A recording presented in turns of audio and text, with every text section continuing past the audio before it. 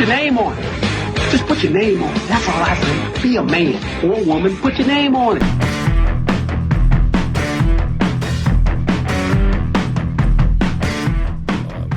Welcome to the podcast, Mr. Allan Havey. Is that mic close enough to your face? Gee, I hope so. How do I sound? Hello, I'm Johnny Cash. I'm good. Hello, I'm right. John. Joe Prano's here. Meet Joe. Hi, Joe. Oh, I've met Joe. I started Joe's career. That's true. I thought that was me. No. Joe's had some false starts. Yeah, no, and it's a big step back now. Like a fucking... The people who have failed to start my career, a list that is long and distinguished. Corolla, Mohr, Havey. Yep. Who else? Oh, we don't want to lose listeners before we get going. Yeah. Yes. Allan, listen, you've been on the podcast before, but I don't know if I said it then, but it's worth repeating because it's probably a new audience. And first of all, hello, Substack subscribers. Thank you, thank you, thank you. You were, when I was in high school and I was going from New Jersey into the city to do the Comedy Cellar 1:15 a.m. spot on a weeknight. That was you. You were the constant, kind guy that was always nice to me. And I'd go up there and fucking bomb in front of like Israeli students. There'd be 7 people total, 4 Israeli students. Known as Hamas now. Hamas. Hamas. And you were just always cool. Oh, wow. You, Bill Grunfeld, there was always like a little... Grunfest. Grunfest? Yeah. Grunfeld? Grunfest. Epstein? Cohen? Oh, I turned down lunch with Epstein or dinner with Epstein. Why? I had a chance. How long? All right, tell us the whole story. It's more story, so give it some legs. Let's hear it. No, you know Bobby Slayton. Yeah. He was friends with Epstein back in the day. They met. And Bobby goes, I didn't know about any women. You didn't tell me about women. But they were having dinners with Woody Allen. And I said, Bobby, That tracks. I never Yeah, would work you for anything, but if I get a chance, if I could sit down and break bread with Woody Allen, that'd be great. So he called me, all right, Havey, it's Memorial Day weekend. It's me, you, Epstein, Woody, a couple other guys. I said, great. And I kind of read about Epstein. You know, I call Bobby, I can't go to this dinner. Because all that stuff happened in Florida. This is before it really broke big. And then I think Woody canceled because it was a Memorial Day weekend, and then, of course, it never happened. Cancel it. Yes. But I heard Allan Havey's not going, so, why be didactic? But how does Bobby Slayton meet Jeffrey? I don't know. He met him, after a club date or in Vegas or something like that. But, Slayton wasn't a part. He'd never been to the island or any of that stuff. I think Epstein, along with Ghislaine, his girlfriend, they like comedians. Wow. I never got an invite. I would have probably went. To the island? Why not? No, why? I'd rather go to Saudi Arabia and do 15 minutes. Yeah. I'd rather open up for an executioner. Yeah, I think I've done that. So, yeah, the comedy, I can't believe that he was rolled with Epstein. And it makes, people really do like us, comedians. And it's like, I think there's that thing. I was watching your Letterman special from 87, the first one. 86. Let me tell you something. November 13th, not that I remember. That exact, without changing a single word of that performance, that exact set would kill in 2025. It didn't age a hair. It's incredible. And when you open going, thanks for the applause, I like that. Like already I'm in. And that was a new joke.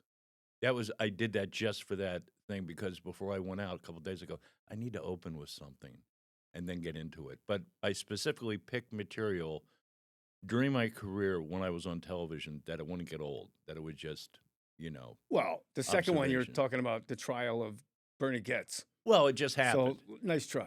No, the adjustments, but you look at my 2 HBO half hours, they can still run today. Are you aware in real time that you're doing sort of evergreen material? Yeah. Really? Yeah, I wanted it to last. Because I saw Mohr down in Miami, his half hour, it was so sharp and so good, and it was all contemporary politics. So as good as it was, I know it wouldn't last, but then, what happened to Bill Maher? He's become like the voice of reason. Has he? Yeah, him and like Stephen A. Smith from ESPN. Like there's these guys out of nowhere that were like super lefties, and now they're just like sort of dead in the middle, just calling bullshit on both sides. It's kind of refreshing. Did you ever do but that's because they get better ratings. You're probably right. Yeah. That set, when you talk about I like getting applause. Thank you. You know, it's the only job, and I've always marveled at this. It's the only job where you get applause. Yeah. Like you go make a copy, nobody in the office gives you a round of applause. And if you talk while Yeah, I think I said I sharpened the pencil. sharpen the pencil, Nothing. way Yeah. better. Yeah. Nothing. It's so good. Now sharpened pencil is not good. It's They're not. like, yeah, they think it's a font, sharpened pencil. Yeah. I get my quill out, dip it in. It used to be a bird. This is the quill. He came out of the ass of a bird. Old school. But that's like, don't you think it's weird? Like as comics, like you're 71? 71. 71, you're still in the game. Yeah. Like you said, also, you can't get fired. Right. You Yeah. can't. You said that on your web series. What is the name of the web series before I butcher Best it? stand-up advice I know. The best, and I can't wait to get into this with you. The best stand-up advice I know. Comedy's the only job you can't get fired. You can get boxed out of a club, but there's 50,000 other clubs, and you get to just shit talk the club to the next club. They can pick you up and carry you outside and throw you into the street. You dust yourself off, you go to another club, go to the next gig. Have you ever bombed so hard you thought you were fired from show business? No. Really? No, but I have bombed hard, and it's embarrassing. Here's the analogy of bombing. I got two, but I'll give the first one. You jump out of a plane. You pull the parachute. Doesn't open. Okay, then you go to the emergency chute. That doesn't open. So you're falling, and you look down, and you try to find a haystack or a lake, but you never hit the ground. You just keep falling and falling. And then when you get off stage, you walk home, you're falling. The next day you wake up, you're falling. And it's not till your next set where you get a laugh, you hit the ground. Whew, shoe comes out. Yep. And what's the second analogy? Oh, 'Cause that one's tough to beat. yeah, that is. It's almost real quick. You wake up. But I can be as dirty as I want here, right? Yeah, Dirty? yeah. Okay. I was at a dinner party with my girlfriend when I first got to New York. New girlfriend. She was 32. I was like 24. She was Hey, older, now. hot, opened me up sexually. Just the perfect person to meet. I went to a dinner party and it was all professionals, lawyers, a dentist, and they were very condescending. She said, "Allan's wants to be a comedian. He's going out to clubs." I go, "Oh, that I'm joining the circus." Yeah. Real condescending assholes. So this dentist says, "What's it like to bomb?" I said, "Okay, you got a kid in the chair, right? You got to pull a tooth. It's tough. It's not coming out. So you go get your pliers. And you're pulling the tooth and you yank the kid's head off. Then the blood spray from his neck knocks your diploma off the wall. Then you look out in the waiting room and your wife is blowing all the guys you knew in high school. Then you jump out the window and the kid's head is calling you a loser. But it's not the kid's voice. It's your father's voice. That's what it's like to bomb." Your father, then he's next blowing everybody from high school. It is amazing. But I would. Well, I mean, you bombed at the Cellar, right? Well, yeah, but it's in hindsight, it's not even bombing. There's no recipe for success. There's 6 people. They're spread out in the polar opposite ends of the room. Right. There's 2 people 5 inches from your knees, and they've been there since 7:30.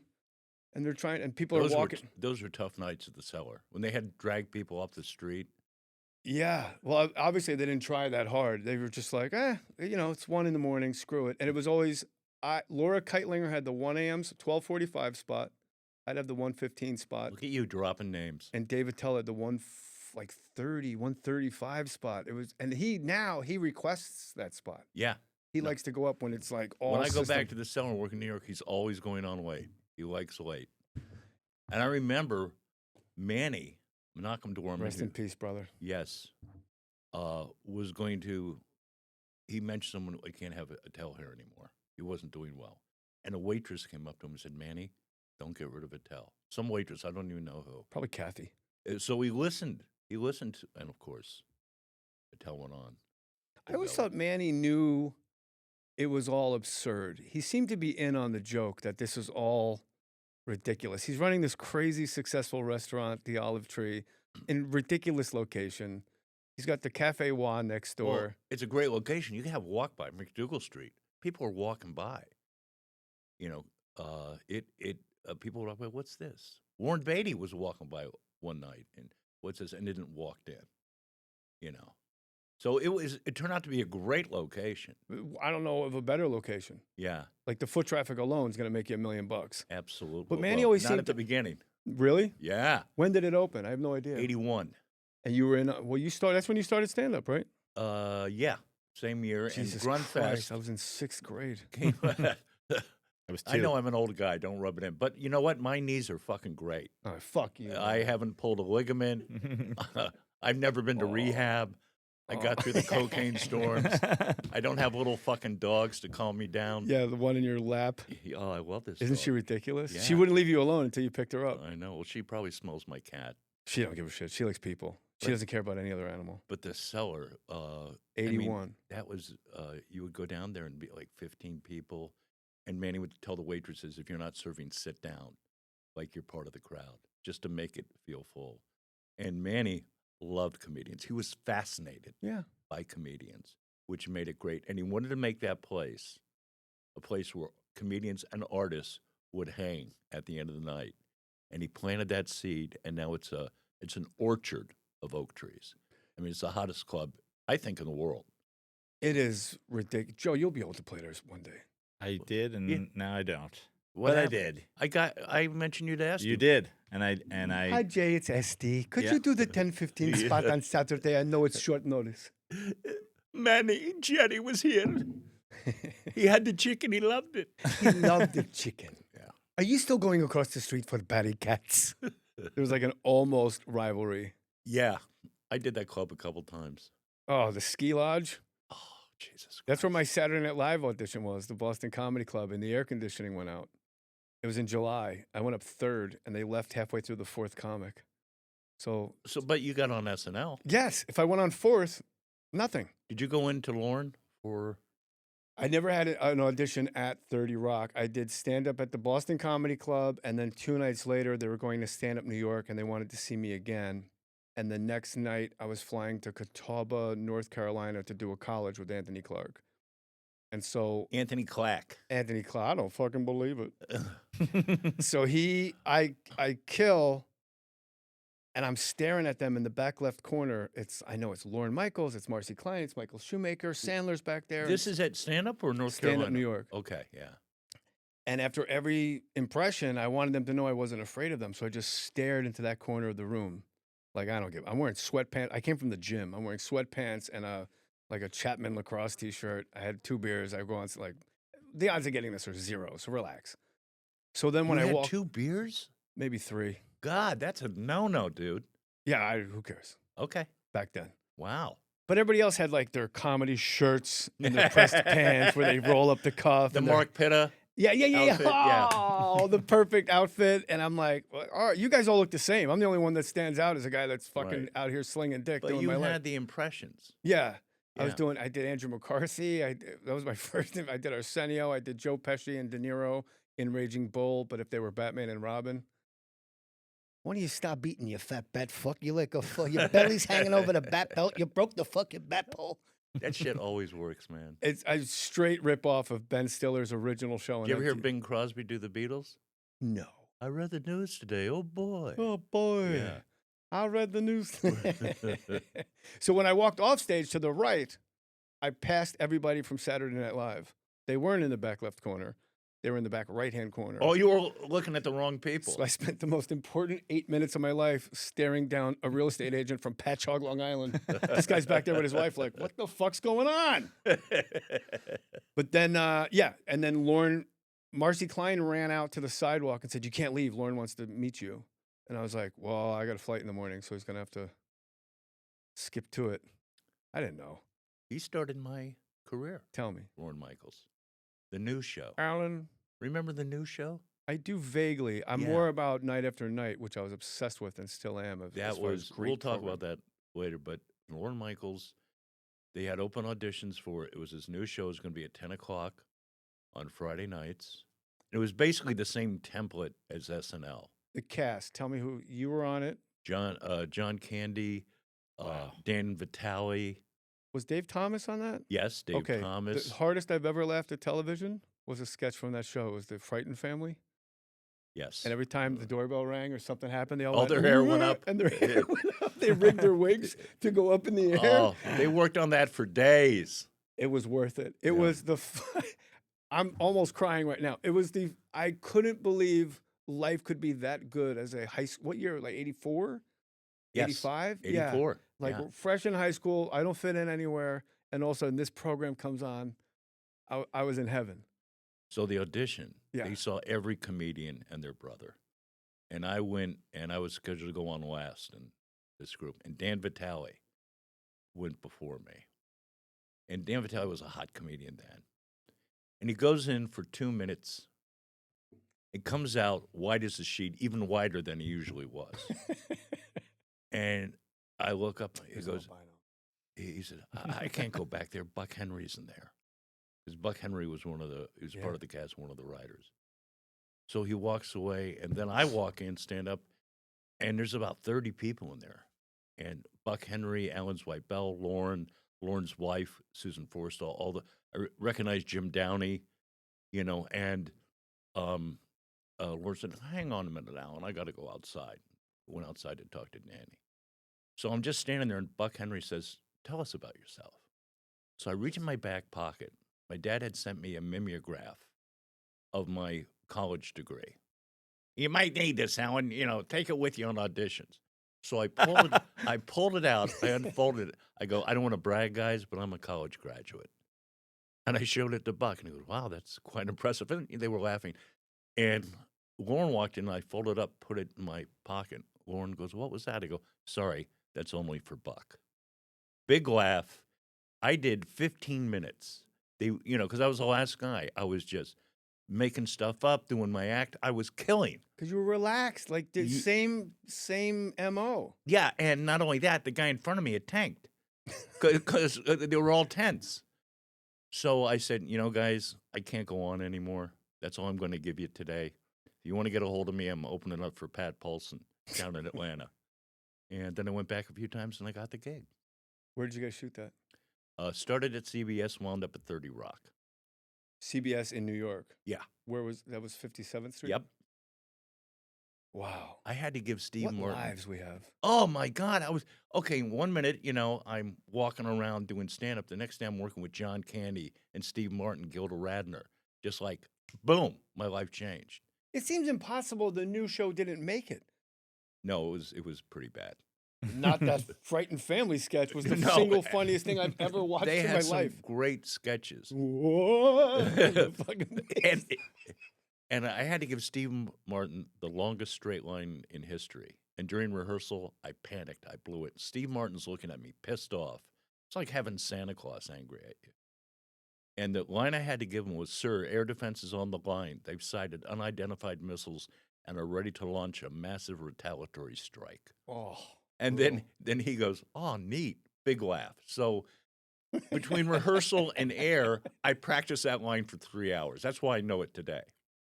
And I got through it.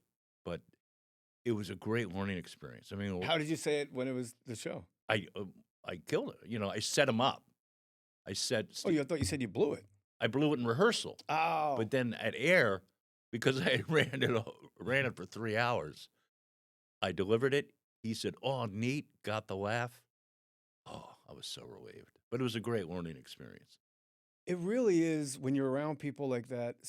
People ask me, like, how was Saturday Night Live? It was very uneventful because I wasn't emotionally at all prepared. Like Jim Downey would say, you should go to the guys' offices and do your impressions for them. And I was like, what am I, a fucking door-to-door salesman? But that's Really? exactly what I should have done. Yeah. I should have just went, hey, just done this guy, that guy, just so you know. And I was just like, ego, getting in the way of everything. But when you do a sitcom later in life and the writers are kibutzing and they're like, we can't make this work, you come over and you go, yeah, remove this entire page, have her start with my line, and I'll just come in here, and then everybody just looks at you like, oh, it just works. Yeah. There's a math that gets embedded into your brain when you're in that type of a situation. It's a real, you get a PhD in writing just being around comedy at that level. Certain comedians can do that. I mean, it's amazing what we know, the equation of making things funny. Like, just take out that line, and I'll come in with this. Or give her my line, which no comedian likes to say, but I think guys like you and me are like, I'm happy with less. That's fine. I'm good. I'm here. You know, when I know a comedian was going on Letterman, and I'm watching his set at like a Borders bookstore. That's how long ago it was. And they said, you know what, do a call back there. And he went on Letterman and got an applause break for it.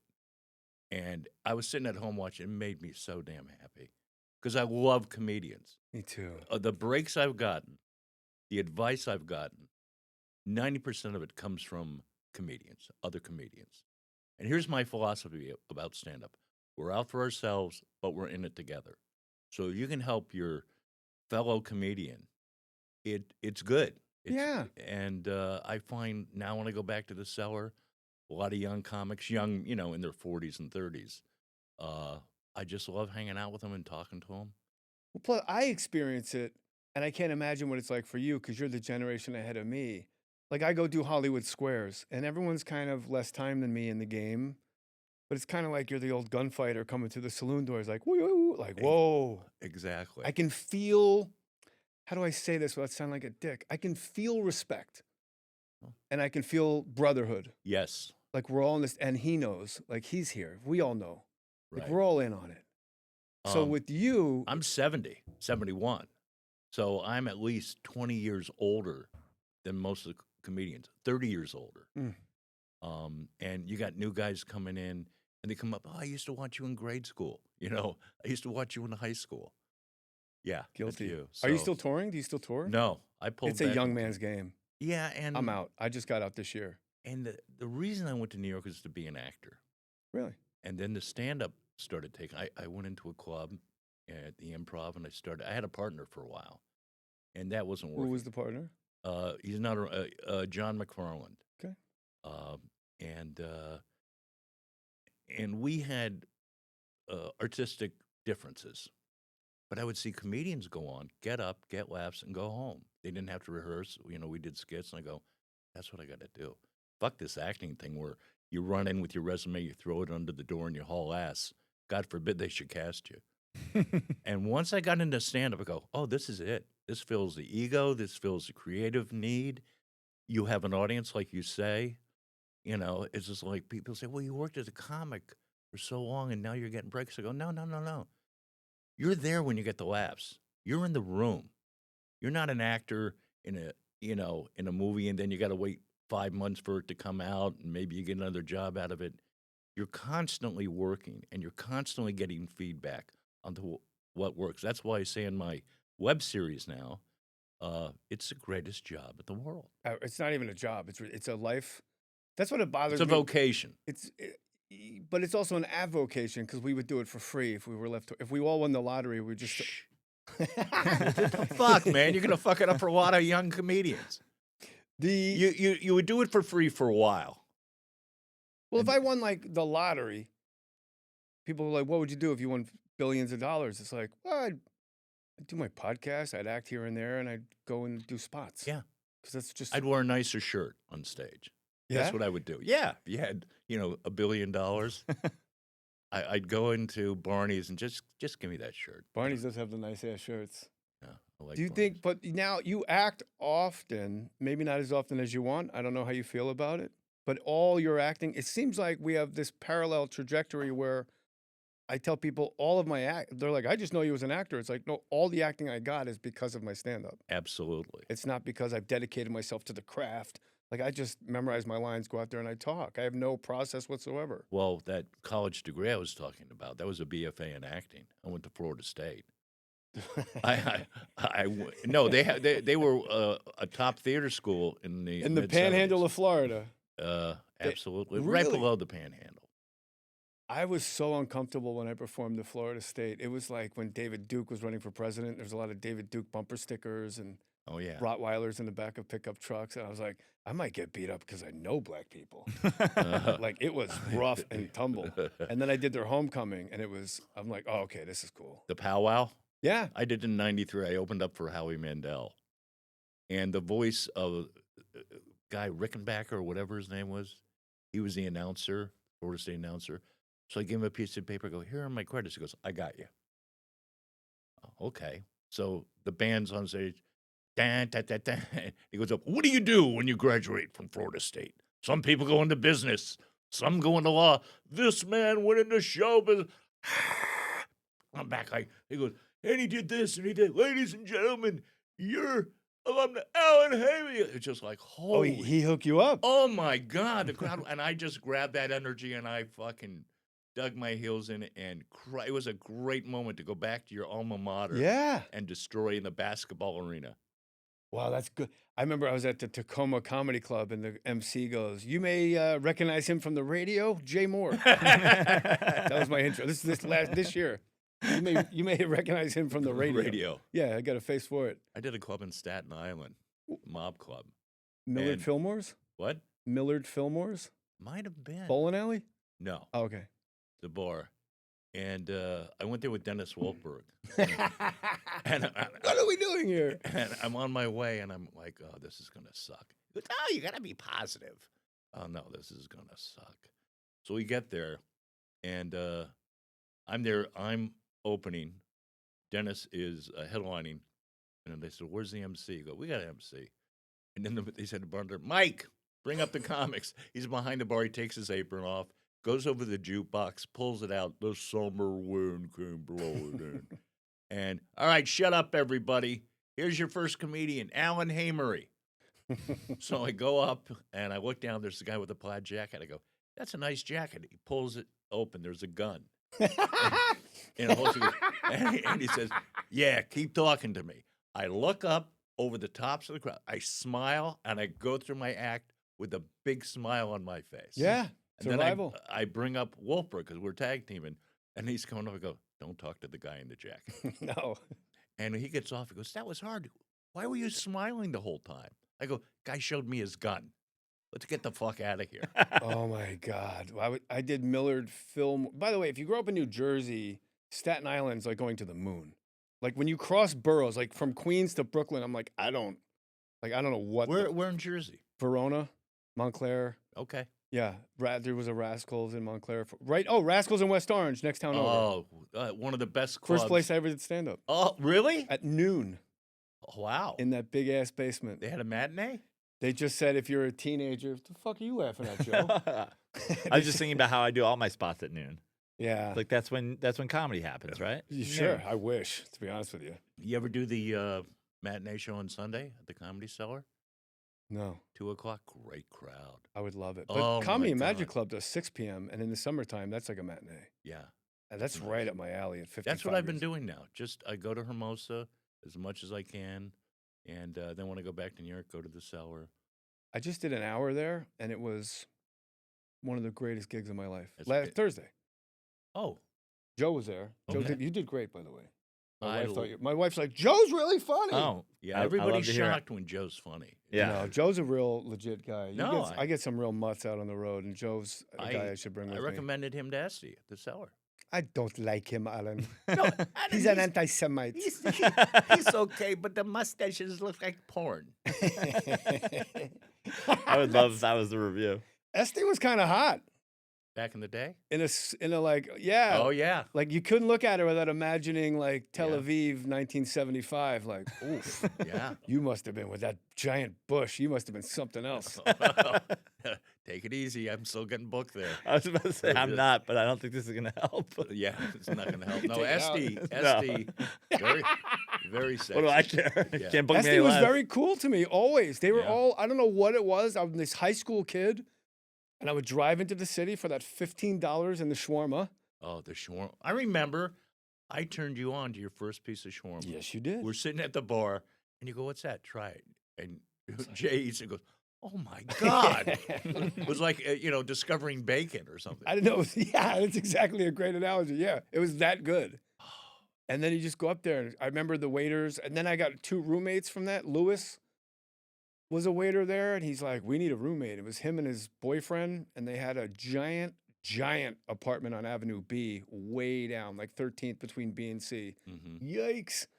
But it was like 2 floors, something you'd see in like Hannah and Her Sisters or Manhattan. Like it was a Right. crazy beautiful apartment on the inside.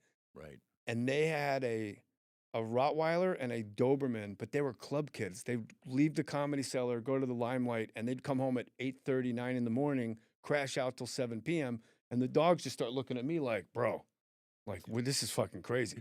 So I just like adopted these dogs, and I would walk them through the hood with, I trained the dogs. I had both dogs off leash. Wow. Remember Tompkins Square Park when Giuliani brought in the bulldozers and just bulldozed all the homeless people out? And there was riots, and I had my dogs at the riots. And on the way there, I remember drug dealers like, I'm going to put a cap in that dog, man. I said, well, you better be a good shot. There's 2 of them. And I just kept walking. And there was the police and the protesters start clubbing the shit out of each other. And then the protesters getting their heads caved in. These 2 guys run towards us. We're on the other side of the fence in Tompkins Square Park. They hop over the fence. They land in front of me and the dogs. And they hop back over the fence to run back into the street with the cops. Just 2 dogs off leash looking up at him like fucking they were hot dogs. So, all right, you're from Jersey. Yeah. You get an apartment in New York, even though it was in a war zone. Paradise. Yes. Paradise. Yes, I was in Hell's Kitchen in 79. With my cassettes, my music, Mm-hmm. fucking Velvet Underground and some shitty weed. You're in Manhattan. That's all I wanted to do is get to Manhattan. I came from Miami. So people thought I was crazy because New York was going broke. It was 79. And I moved. I got a roommate in Hell's Kitchen, 4th floor walk up. Nice little apartment. We each had our own space. He was out of the house at like 9 in the morning, back at 9:30 at night. I'd wake up at 10, and I'd be going out at 8. So we never saw each other. Yeah. It was a mansion on the hill. And my friends from high school go, this is a shithole. I go, you kidding me? I'm in Manhattan. And then every friend that you went to their apartment was like a different, like visiting a different country. Yeah. Like I remember going to Mark Cohen's, like he's on 20th Street. Like I'm on Avenue B. He's on, and then going to somebody else's apartment on like the Upper East Side, and you're like, whoa. And every apartment's got a different layout, and you get fascinated. I remember Mark Cohen just had this railroad apartment, but he had a couch set up like a regular home, like a couch and a TV, and we'd go watch the fights there. And I'm like, you can really live in Manhattan. I don't have to have a mattress on the floor. No. Of all the people Mark Cohen showed me, you could have furniture. Yeah. When Mark Cohen's an adult, you got to get your shit together. Yeah, fuck it. That's where I was going. Thank you for crystallizing my thoughts. So when I did Staten Island, I did Millard Fillmore's. It was a bowling alley. And they don't stop bowling for the show. You just hear, and I got heckled. By the way, that was a great sound effect. Yeah, I'm working on my Michael Winslow story. Wait do you hear my AOL dial-up modem?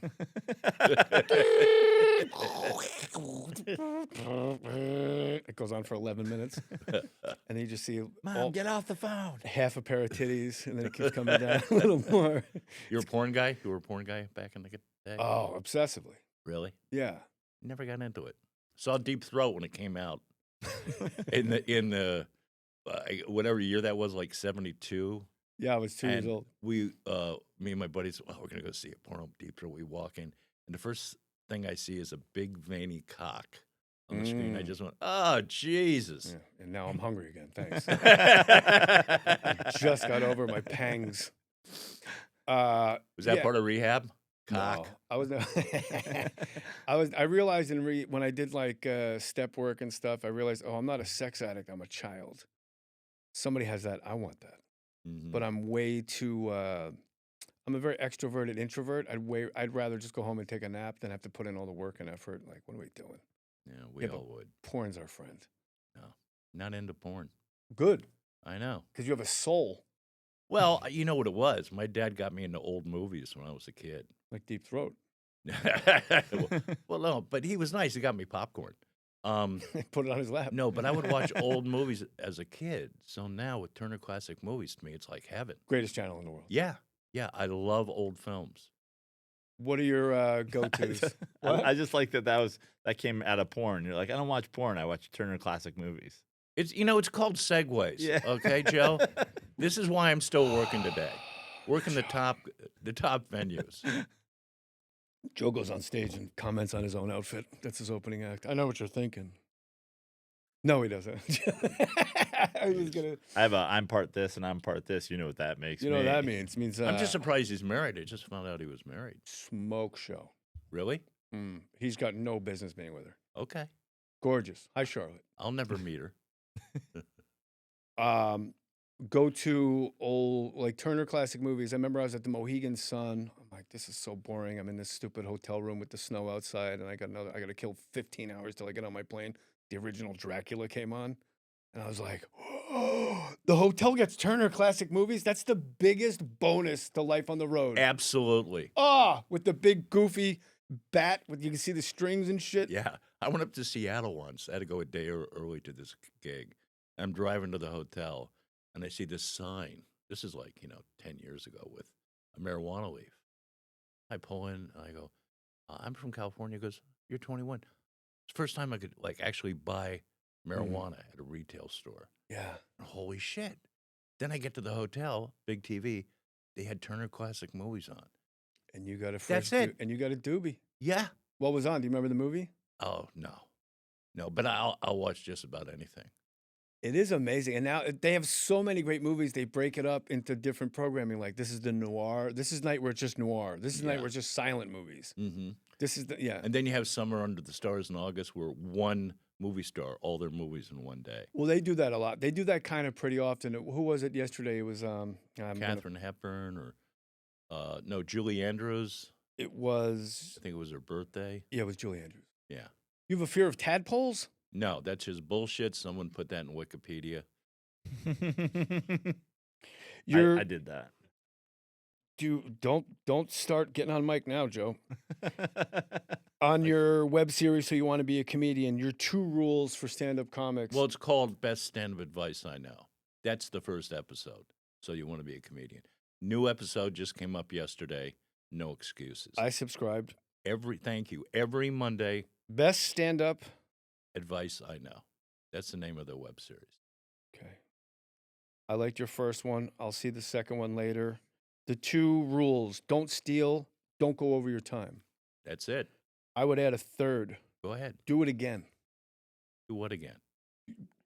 Go on stage again. Like repetition. Oh, yeah. Well, yeah. Some people have.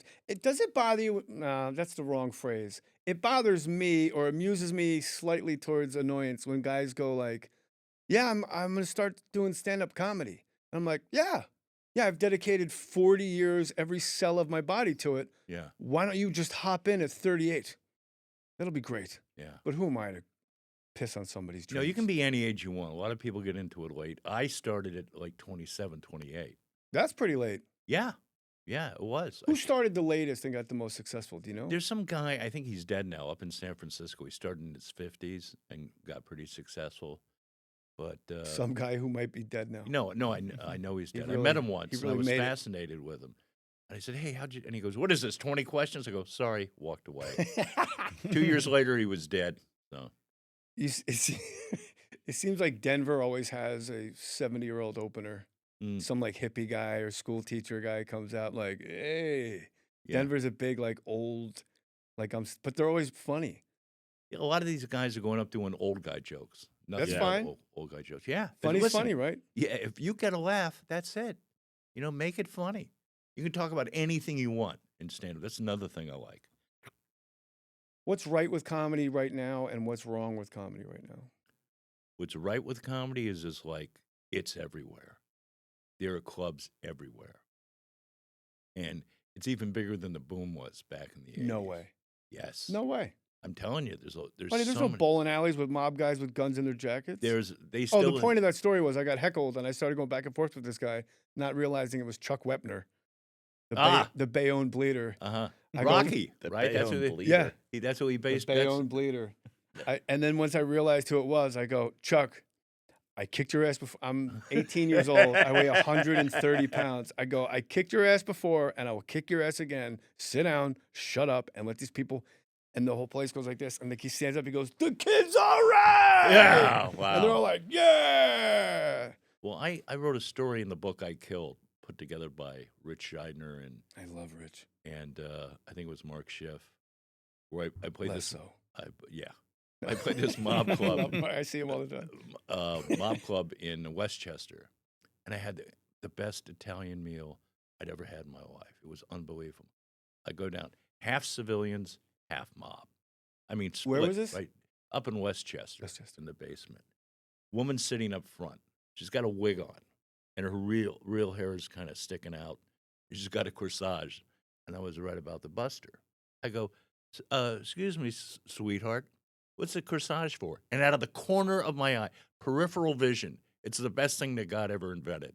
Wow. This guy gets up, turns and looks at me like a gorilla, just started staring at me. She goes, today's my birthday. What's your name, sweetheart? Marie. How about a hand for Marie, birthday today? I go, you remind me of the fine women of my parish back in Miami. And then I go on and do my Catholic bit. Guy comes over later. Hey, you made my mother's night. He goes, if you would have said one bad word, I was going to put you in an oil drum. I go, Vinny, what did I say? You were going to put him in an oil drum. You fan. He took $500, puts it in my pocket. You thank me, I'll fucking kill you. Now, can you imagine if I had said anything derogatory? I'd be dead. I saw him out of the corner of my eye. It's like she died. The dog, for the listener that's not watching this on YouTube, shame on you, first of all. The dog wants to be pet so bad that she'll throw herself backwards so you can rub her tummy, but she threw herself backwards off the chair. Yeah. And we just laughed. She's a good girl. Jay Leno told a story where he was at a mob club, and somebody heckled him, and the bouncer came over and stabbed the guy in the thigh. And the guy's like, ah! And he runs out of the club. And then like a month later, the guy gets arrested, and he calls Jay Leno up. He goes, I was wondering, hey, it's fucking Tommy. I'm the guy that helped you that night. He wanted him to testify for him. And Leno's like, what do you mean help me? You fucking stabbed the guy. Yeah, I can't do that. Have you guys heard about this? Have you heard about this in the news? I saw him in '88 at the Bottom Line. Unbelievable. An hour. I had to leave because I had a set, but I saw him for an hour. Just packed material, no dead air. Fucking brilliant. One of the best sets I've ever seen a comedian do. One of the nicest guys. Yeah. It seems like in the late I'll say 2000, the aughts, 2004, 5, and 6, there was like this groundswell of anti-Leno from like hipster comics. And then now, they say that the truth, a lie makes its way around the world twice while the truth is still lacing its shoes. Like now the truth. I never heard that. I like that. I think it's got to be Will Rogers or Abraham Lincoln, one of those herbs. And then, but like now the truth is finally like stretched its legs. It's like history has proven Jay Leno is just one of the fucking good guys. Yeah, and here's the thing that pisses me off. People do this about actors like Larry Storch, back with Half Troop. And then he became a punchline. If you last in this business long enough, people say, oh, well, he was a has-been. And this is coming from people who never were. People that put down character actors or actors who maybe like Florence Henderson or do you know what I mean? Yeah, I've been called it. They've killed it. They've already succeeded, and they're getting older, and they use their name as a punchline. I fucking hate that. But Larry Storch is a great name for a punchline. Yes, it is. I like when interviewed him on the old show though. Yes, Larry Storch. Night After Night. Yes. All I hear in my head, I'm going to get to that, is Dennis Miller going, haven't seen a range like that. I got to go back to Larry Storch on F Troop. Yeah. Good guy. He killed himself, didn't he? Who? Larry Storch? Oh. No? Oh, he looked like 98. I don't know. Who's the guy? No. Christopher Reeve? No, Christopher Reeve fell off a horse. No, that's Reeves. Christopher Reeve played Superman first. He jumped out of a window thinking he could fly. George Reeves. What did I say? Christopher. You didn't let me finish. No, he didn't jump out the window. He got shot. I'm fucking a font of I should be Joe Rogan at this point. No. Just all the fucking misnomers. Yeah, you're out there around the world, and, can I tell you about the truth is lacing its ivermectin? shoes. What's it called? Yeah. The horse-based? Yeah, what is it called? Ivermectin. Let me tell you about ivermectin. It cures fucking... No, Well, ivermectin was made for humans. The guy almost won a Nobel Prize. It's all bullshit. What you heard, it was just for horses. I don't know. I was just making fun of Joe Rogan. Night After Night, you interviewed George Carlin, Gary Shandling, Helen Hunt, Dennis Leary, Terry Gilliam. I'm going to remove Helen Hunt just to keep it with comics, but she's a beauty. Yeah, you worked with her, right? Yeah. Had a good time. Mm-hmm. Nothing really to report. When you were interviewing, was that your sweet spot? Like professionally, sitting across from, Carlin and Shandling? Like these are your guys, right? Yeah, it was. Well, Shandling was much closer to me in age. So Shandling, when I was a professional comedian, that's when he was, the next generation up. But Carlin he was the guy. He and Pryor, when Yeah. I was in high school. And when I was a kid, it was Bill Cosby. I had every cassette. To my brother Russell, whom I slept with. The second side's one bit. You know? Wonderfulness.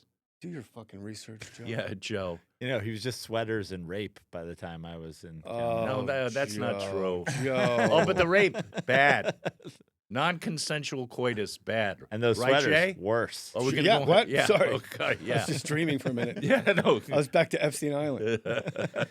The Jim Jeffries got a great bit. He goes, if you wake up and Bill Cosby's cock is in your hand, that's not your worst day. What a line. Carlin, I feel like I could teach a college course on ethics, science, civics, poetry, English, religion, just playing Carlin clips. Probably. He's a Dalai Lama. Well, Ed, he first came up with a partner. Did you just call me Ed? No. Oh. At the beginning, he came up with a partner. Then he did kind of corny George Carlin. Then he became the long-haired radical. Then that got old. And then he went into his final phase, which was, the culture's like, boom. You're boom, all boom. diseased. I kind of like it when a lot of people Yeah. die. Well, Kinison, I think he saw Kinison and said, this guy's going to pass me, this guy. Yeah, I've that heard man. George Carlin say that, but I'm very in the minority. Kinison, young comedian special. I was in high school. Holy shit! And then just like, there's nothing new there to me. I saw him in Fort Lauderdale with 30 people in the room. I'd never seen him before. Holy shit! Yeah, convince me otherwise. Good. I know he was fantastic, and women were pulling their husbands out of the room like kids from Toyland. Like the husbands wanted to stay, and the wives are pulling their husbands out the door. Really? Go ahead, go home. You're pussy whipped. I opened for him at Tulane University in 1990. I've been doing stand-up 4 years, and he was incredible. But it was kind of like a Guns N' Roses type situation. Like this machine's taken on far too much weight to succeed. There was like 30 guys. 8 of them went up on stage. Oh, his entourage? Yeah, his brother went up and did a little speech, and it was just like, this is not how I want to do it when I get successful. This is like how not to go forward. Thank God Yeah. you didn't become that successful. No, really. Look at your entourage now. A guy with a cap on, a guy with headphones. This is kind of A sad. guy that goes in the woods and scares campers. Your dogs have more humanity than these two lumps I'm sitting across from. At least I'm not afraid of tadpoles. Bullshit. Lou Avery, Madmen. How Oh, many auditions did you have for that? one? Yeah. Yeah. Was it like you went in for the whole group of people at once, or? No, I went in and did one episode, and I was very happy because it's my favorite show. Yeah, it was the best show on TV. I told Slattery at the time, who I knew from stand-up back in the day. He's Dean Martin. He's the coolest guy on earth. He is so cool. I And said, a great dad. It would. Oh, I don't know about his father's skills, but that doesn't surprise me. I told him it was like, if you told me at 5 years old I was going to be in the Honeymooners, I couldn't be as excited. Yeah. So I did that one episode. Then they called me back to do a final episode. And it was on that, in the elevator going down. Yeah. Then, time's going by, people say, hey, Madmen call you back? Nope. And then like 3 weeks before they start season 7, he says, my manager, he was at a bar mitzvah, and he goes, can Allan really act? She goes, what do you mean? Yeah. Well, I saw him on Louis, and that's improv. She goes, no, Louis scripted. So I went in for another audition to play, Lou Avery, to play the guy I was kind of playing. And I couldn't walk. Because I knew if I blew this, I wouldn't get on the show. So I called my buddy Brian Koppelman and his partner I love Brian. David Levine. Yeah, Brian's been on. And I said, guys, are you auditioning for Madmen? I go, I can't tell you. And I don't have any confidence. And they talked to me for a minute and a half. Clicked in, went in, killed the audition, and it happened. But if it wasn't for those guys, Compliment, and who was the other guy? David Levine. What was said in that minute and a half? Just Man, fuck John Hamm. You're bigger than John Hamm, motherfucker. Man, fuck all these white bitches. Fuck that hoe. Brian says, hey, in your set, when a heckler says something and the crowd goes, ooh, and you say, I got this, you got this. This is yours. And then David said, yeah. fuck Don Draper. He's a lush. You're the voice of reason. So that's all I needed to hear. That's kind of what Lou Avery's persona was, too. I got this. Yeah. Yeah? Yeah. When I saw you pop up on that, I was binge watching it on, remember DVDs, Joe? Mm-hmm. Before you were born, maybe. And it was like just rifling through, one after the other. And then I was like, whoa, fucking Havey's on here. It was. And then Mary Page Keller was on, who I did a sitcom with when I was 19 years old. She played a mom to Jerry O'Connell. Okay. And I was just like, oh, everybody I love's on this show. It was 2 people. It was great. It was great. I still can't believe it that my character replaced Don Draper as the boss. That was lovely. Where'd you guys shoot that? Downtown L.A. Downtown studio. Wow. Yeah. How that was the wardrobe fitting just Everything. phenomenal. Everything. Everybody was great. The hair, the way they would put your hair together, the clothes you had on. Those are the clothes my dad wore. I love hair from that era too. Oh my God, it was fantastic. Like Brill cream hair? I worked with all the actors and I got to work with Kiernan Shipka, which I was happy about, who played his daughter. We had a scene together. She was good. What was her name in this? Sally. Yeah. She was exceptional as a little kid. Yeah. And she's good now. When she starts talking back to January Jones, like later in the series, like, uh-oh. I know. What is mesothelioma? Isn't it kind of a... I don't know the answer. I'm asking you. Skin cancer, lung cancer? I don't know. Lung? Yeah. I think it's lung cancer. Is that the only disease that has its own like commercial, its own ad campaign? Are you kidding me? If you haven't watched TV? Any kind of 17 rashes. You're welcome, by the way. I'm welcome what? For the lob. I gave you a fucking T-ball to hit. Oh, Jesus Christ. Is that what you're doing now? Toaster, go. Wow, why is the cord so short? 4? Do you really need all that toast? I thought that this morning. Oh, we're a couple of fucking hacks at heart, aren't we? No. Speak for yourself, buddy. I paid my dues. You did? I worked with props.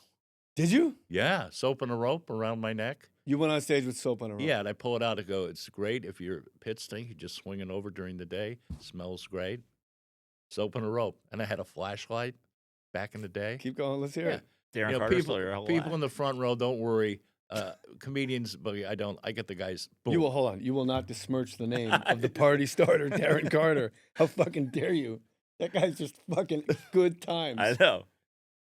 Darren Carter, the party starter? It's just a guy that doesn't flash. Oh, I know him. Oh, okay. Yeah, I know him. So I'd pull the flashlight, hit the guy in the back row. Where you from? And people loved it.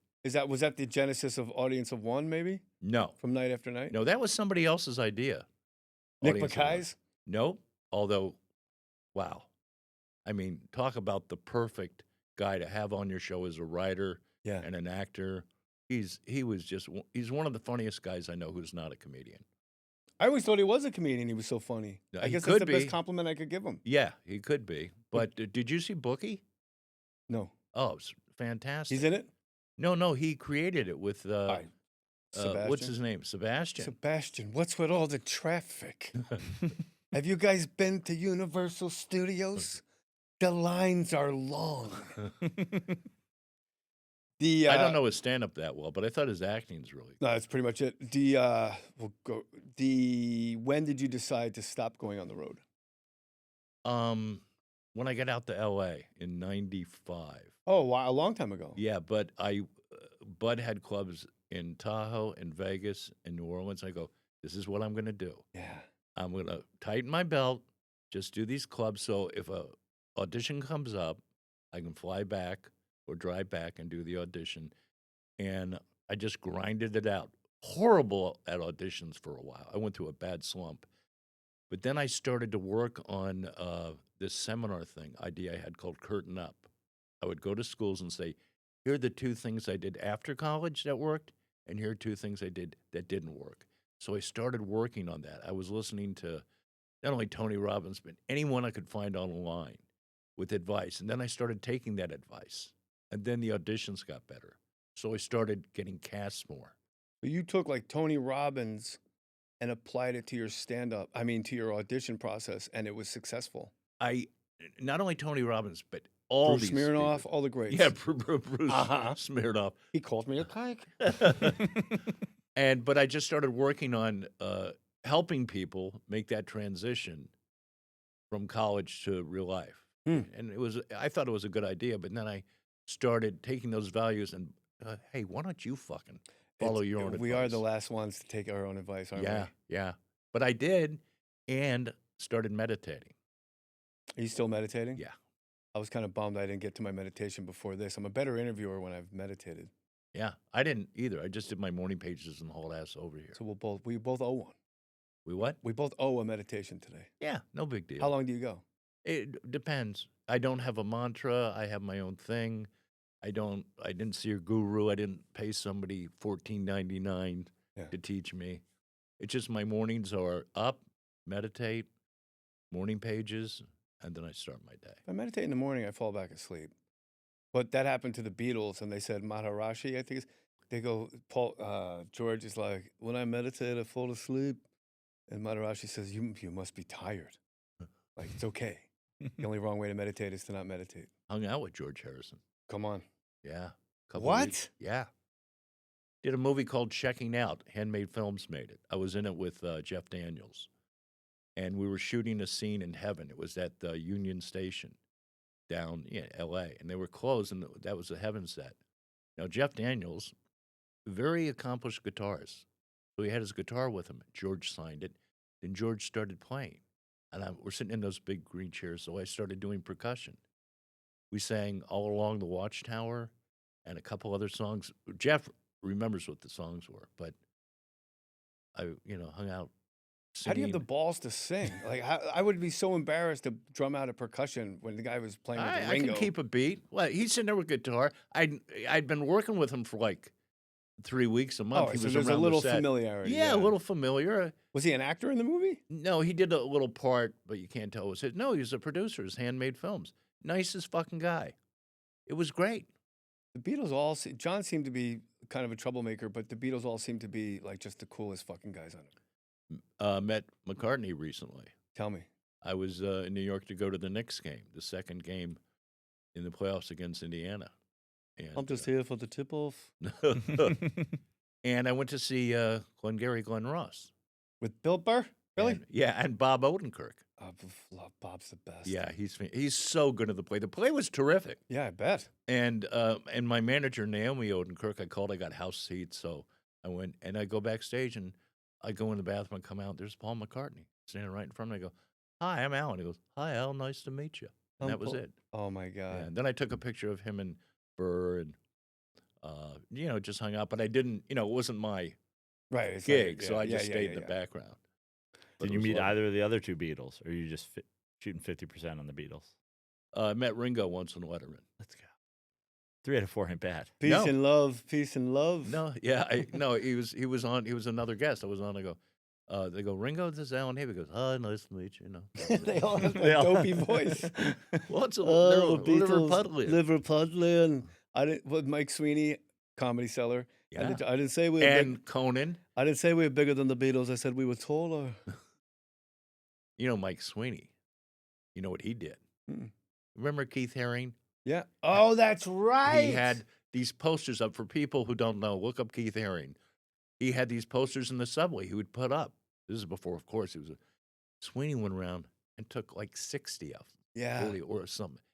And he sold them. And now he's an art collector. I don't know how much he made off, but he had the foresight to say, these are going to be worth something one day. I forgot about that. Yeah. He was like a millionaire from those fucking Keith Haring. Absolutely. That he stole off of lampposts. And then he worked for Conan for 30 years. And then Mike Royce was a showrunner. Mm-hmm. Who was on this show? Who was on this podcast? And was it Greg Fitzsimmons? Mike Royce was somebody. Is when I was sitting on that side and we were at the studio. Mike Royce. Really? I'm that bad a guess? You got to reminisce now? Let's get back to me. Sorry. What the fuck, man? When did you come out of the closet to your parents? How old were you? I didn't. I waited till my mom died. Yeah, you would have. That way I didn't feel bad. Where did you go on stage for the first time? Kindergarten. I love the story. I'm not. This is how I got hooked on comedy. I was going to tell this in my web series, like Down the Road. But you spilled it early. Yeah, well, when I was in kindergarten, the eighth graders brought in a huge tape recorder. This is 1960. Big reels, microphone as big as your head. Yeah. And the teacher said, whoever says their name the loudest and clearest will play the little nun and the little priest in the kindergarten graduation ceremony. What kind of play is this? It was Catholic school. Oh, okay. Okay, I don't want to hear any priest jokes now. This is in the No, 60s. I converted to Catholicism. It's my problem. So I'm in the back of the room, I go, this is show business. So they played it back, and kids are going, they play Allan Havey, and I nailed my first audition. Yeah. So I got to play the priest, and this is 1960. Children were seen and not heard. That wasn't a cute thing. That was real. And I'm standing in front of these adults, and they're laughing and smiling at me, and I'm like, I fucking love this. I didn't say that, but and so since then, I always tried. Tell the listeners what the priest said to you afterwards, because you were getting laughs. Yeah. Priest said he was almost as good as I was. Patted me on the head. Yeah. Legitimacy. Yeah. It's like the Carson's couch. Yeah. It's the first SD. It was a priest. Yeah. Okay, you can work here. Oh. And then I knew my first joke at the dinner table. After Kennedy was elected, my father we had fried chicken that night. My mom made great fried chicken. There was one piece left, and my brother and I wanted it. He goes, all right, boys, if you can tell me what the F stands for in John F. Kennedy's name, you can have the piece of chicken. And I knew it was Fitzgerald, but I said Fidel. My parents cracked up. I was 6, 7 years old. Did your brother have a guess? They were laughing too hard. I got the piece of chicken. And I realized then being funny is better than being right. Wow. Yeah, that's great. That was a good lesson. And we saw Kennedy 3 days before he was shot. Gee, didn't help. No, my dad took us out to the airport. He made a speech, and then 3 days later, he was killed in Dallas. It's a crazy time. Everybody got assassinated. People think now the country's coming apart. I'm like, yeah, but in 68, 69, anybody that stood for peace, they blew their heads out. During the whole 60s. Kenny got shot. There was a war on TV. Martin Luther King, Bobby. It was Malcolm fucking X, too. riots. And people were, what are my children going to hear about Bill Kent Clinton? State. Yeah, Kent State. Crazy. I know. Was your relationship with your dad good? Yeah. Yeah, so you didn't have that. I had the insatiable need to be recognized by my dad, who was there, just wasn't very effusive with praise and interest. So I'm always just trying to get that dad approval, like that pat on the head from my father. No, I got it from my dad, but also very angry. Corporal punishment, hot and cold. But we had show business. I liked old movies. So The Honeymooners. Yeah. So we watched Gleason. So we bonded over old movies and entertainment and comedians. He'd wake me up at 8 years old. This is a story I tell. My dad would come in at night. I was 8 years old, reach under the covers and wake me up to watch Johnny Carson. Now, if he had molested me, I'd be an agent. We're not going to do better than that. Thank you for coming, buddy. Oh. This is wonderful. This was effortless. This is so much.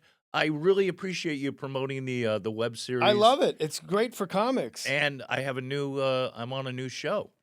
Which is? Thanks, Kyle, for... You're not on the my paper. The paper. Oh, Oh, it's written right here. Look, where to on go. Peacock. And now it's going to premiere on NBC Monday, November 10th. Right there, the paper. Yeah, I know, but you didn't bring it up. I forgot. An Office spinoff, correct? No, it's not really a spinoff. It's from the same... Oscar is a carryover, though? Is that... Yeah, Oscar's a carryover, but it's... Joe, let me know when I can talk. Just trying to help him promote his new show. Yeah, Joe's doing his work here. No, I'm not done with the paper. You It's know why I like the paper? It's one of the only shows when I saw the ads for it while watching other things that I went, Jesus Christ, that looks funny. Like every other show, the advertisements, I want to fucking stab my eyes out with a fork. Yeah. No, it's got a great response, good ratings. They're putting it on NBC November 10th. I think it's the first show from Peacock to go to network. You think that's the new thing now? We're gonna put training wheels on it, streaming like the training wheels, and then if we do well, we're gonna kick it over. Think. I don't know either. Here's the thing: they call me, I show up, I stand there, I get a Coke Zero, I say my lines, I go home. Are you a book on set? Are you a crossword puzzle guy? You nap? Are you a napper? Books. What are you reading right now? Right now, I'm reading The Longest Day, rereading that. Oh, what a book! I read that And- on the set of the I was reading that when I got Jerry Maguire. And I read all the Lee Child books. I'm a big Philip Roth fan. Me too. Yeah, And I've never read him, Mickey Spillane. I haven't either. They're so much fun. They're so corny and good. Pulpy and Yeah, it's a lot of fun. the longest. And I'm reading the Lorne book. Oh, I have to get the Lorne book. Yeah, the biography of Lorne. See if Michaels. Anthony Hopkins can send me that one too, Kyle. Who? I got a book in the mail from Anthony Hopkins last night. Are you kidding me? No, it's called We Did Okay, Kid. Was he on the show? No, we're efforting. But he doesn't really do a lot of interviews. But Right. they read Kyle, Kyle's the man.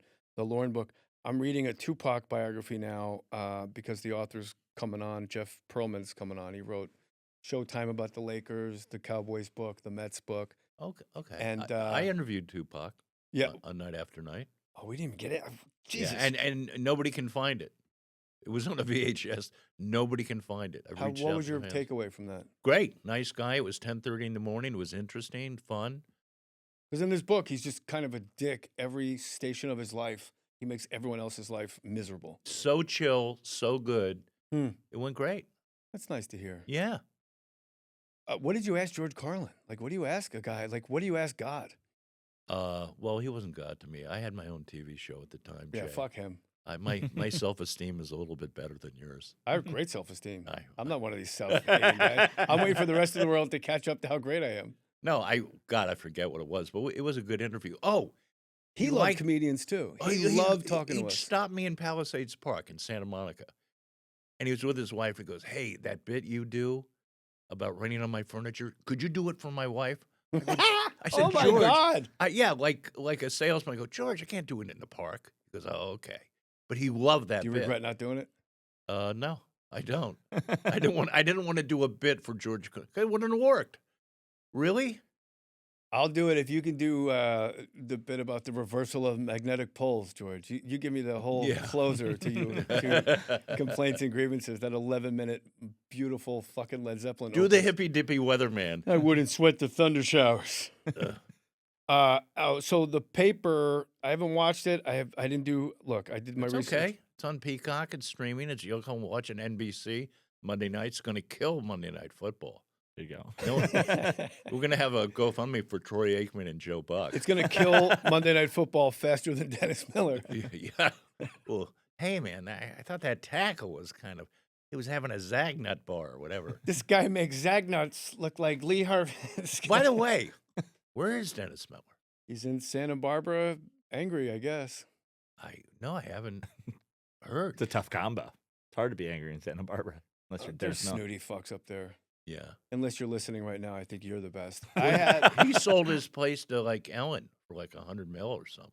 He and I when I did the Tonight Show, Lloyd Bridges had just died, and I was talking about Lloyd Bridges, and Leno interrupted me to get to the clip, and I go, Jesus, Leno. And then the next day, I'm at Buddy Hackett's house in Malibu. Look at you. I know. Look at our My lives. God. With George No, Harrison. not my life. George Harrison. And Yeah, Mick- but that was like 30 years ago. So was this. So I get a call at Buddy Hackett's house. And I go, From Anthony Hopkins? from Dennis Miller. And I go, hello? And he goes, JM, it's DM. I'm at the DI and LV.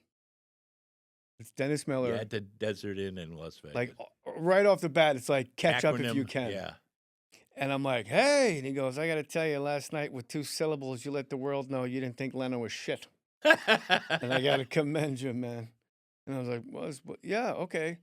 And then I was interviewed for Sports Illustrated when he was on Monday Night Football. They started asking other comedians what they thought about Dennis Miller on Right. Monday Night Football. And like an idiot, I gave my opinion.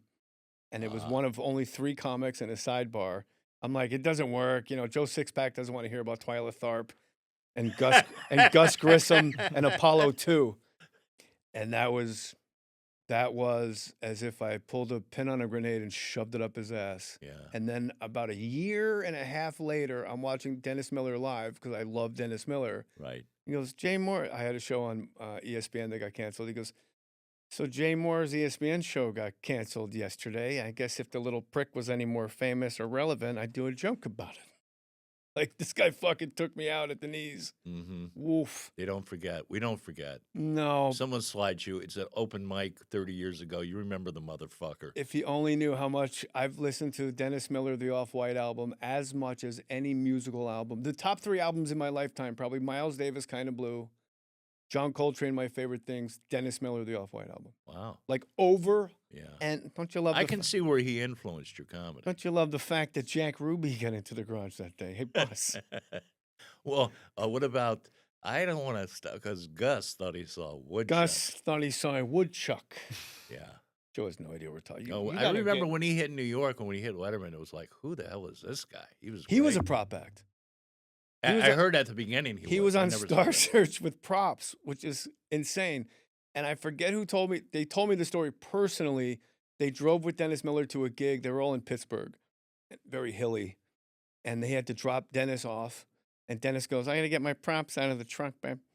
And he gets the props. And Dennis Miller's talking to the guy through the passenger window. And a fucking tire just rolls down the street behind Dennis. And Dennis goes, Jesus Christ, what the fuck was that? I don't know about this neighborhood, man. I got to move out. 6 months later, the guy gets a flat tire, goes to his trunk. It was his fucking tire. Dennis took the spare out and fucking rolled it down the street as a sight gag as he left this guy's car. That's the best. That's great. Havey, I'm going to keep in touch with you because I want to see you at Comedy and Magic. I want to watch what you're doing. I'm Because there. you're just one of the goddamn good guys in this long fabric of my life. You're one of the integral stitches. Well, thank you, buddy. I appreciate that. Everybody It's- watch the paper. And if you comment on any of these clips, make sure you write on the comments, hey, I love the paper and I love best stand-up advice I know. And then other people will get eyeballs over there. Or it's a free country. Do I it. appreciate it. Love No, you, buddy. Love you, man. Thank you so much. Jay Mohr's my uncle.